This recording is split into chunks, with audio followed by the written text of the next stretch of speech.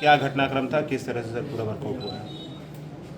दिनांक 19/10/2024 को थाना सुरेरी अंतर्गत हरियार ग्राम निवासी प्रदीप कुमार गुप्ता ने एक थाने पर लिखित सूचना दी थी कि उनका पुत्र सूरज गुप्ता उम्र लगभग 24 वर्ष ये घर से सुबह भोर में टहलने निकला था और रहस्यमय परिस्थितियों में गायब हो गया है। इसका अपहरण कर लिया गया है।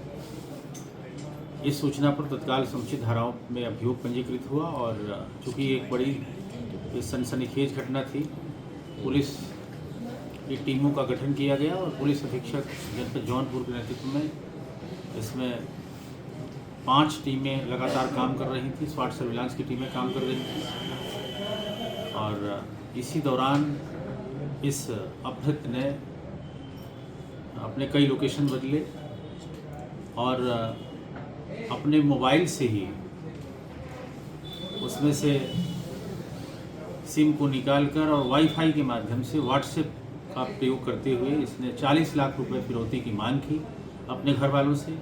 लगातार मैसेज किए कि अमुक स्थान पर पैसा भेजा जाए और वहाँ हमारा आदमी जाएगा, पैसा ले लेगा। और इसमें लगातार पुलिस की टीमें इसको ट्रैक करती रहीं और अंत में पुलिस के दबाव से इसने इसी इलाके में इसको आना पड़ा और हीरापट्टी मलेथू के पास सुरेरी में अंत में पुलिस की टीमों ने इसको रिकवर कर लिया है। और पूछताछ में इसने स्वीकार किया कि ये वास्तव में इसका अपहरण नहीं हुआ था। ये स्वयं ही अपने अपहरण की कहानी को इसने बनाया था और खुद ही इसने फिरौती की मांग की थी अपने घर वालों से।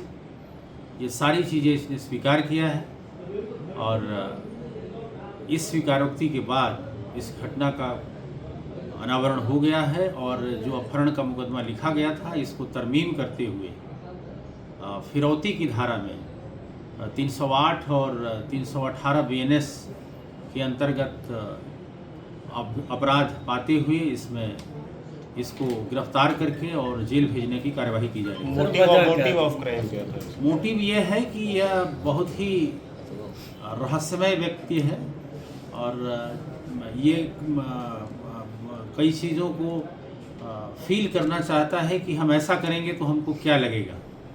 तो ये थ्रिल में और जुनून में ऐसा करना अभी तक ये पाया जा रहा है और इसके द्वारा ये बिल्कुल फैंटेसी की जा रही है कि हम किडनैपिंग करेंगे तो हमको कैसा लगेगा, हम खुद को अपने किडनैपिंग की सूचना देंगे तो हमको कैसा लगेगा। तो इस तरह की मानसिकता से इसने इस घटना को अंजाम दिया है, ऐसा अभी तक एविडेंस मिला है। क्या इस घटना में परिवार वाले क्या कहें? क्या परिवार वाले इससे पीड़ित हैं? परिवार वालों को ये पूरा ये लग रहा था कि ये घटना वास्तव में अपहरण की हुई है, लेकिन जैसे उन्होंने पूरा इंट्रोगेशन हुआ और इस बात को देखा और सुना तो उनके भी होश उड़ गए कि ये लड़का जिसको कोई कमी नहीं है घर में, ये ऐसा कांड कैसे कर सकता है। वो भी हतप्रभ हैं और इससे परेशान है। कोई आपराधिक इतिहास भी इसका कोई आपराधिक इतिहास नहीं, लेकिन पहले भी इसने झूठी सूचनाएं दी हैं और एक मुकदमा इसने 2023 में ऐसे ही झूठा लिखाया था और 2024 में भी भदोही थाने में इसने अपने गुम होने की झूठी सूचना लिखाई थी। उसमें अगले ही दिन ये मड़ियाहू में प्रकट हो गया था। तो ये बहुत ही झूठा और बहुत ही फैंटेसी वाला इंसान है जो कई चीज़ों को कल्पना में करता है कि हम ऐसा करेंगे तो हमको कैसा लगेगा। पुलिस को कब ये लगा कि ये अपनी झूठी अपहरण की साजिश और फिरौती की साजिश? पुलिस को ये हर एंगल से पुलिस जांच कर रही थी, क्योंकि हम लोग किसी घटना को तब तक नहीं मानते जब तक कि वो अंजाम पे न पहुंच जाए। तो हम लोग ये मान के चल रहे थे कि ये घटना अपहरण की भी हो सकती है और इसी दिशा में हम लोग काम कर रहे थे। लेकिन कुछ ये लग रहा था कि कोई वास्तव में अगर रियल अपराधी होगा तो जिस तरह के मैसेज कर रहा था उस तरह के मैसेज पर हम लोग को भी डाउट हो रहा था। लेकिन हम लोग घटना को सही मानकर ही पूरा इस केस को हैंडल कर रहे हैं। उसकी क्या कार्रवाई? जो अपहृत है, जिसने तथाकथित अपने अपहरण की झूठी सूचना दी, उसने स्वीकार किया है और फिरौती की मांग की है। ये गंभीर जुर्म है, लिहाजा इसी जुर्म में जो एक्सटॉर्शन की धारा है उसमें हम लोगों ने इस मुकदमे को तरमीम करके इसको मुलजिम बना के हम लोग जेल भेज रहे हैं। इसका और कोई भी साथी सिर्फ अकेले ही इस घटना में अभी तक किसी साथी के शामिल होने की बात प्रकाश में नहीं आई है।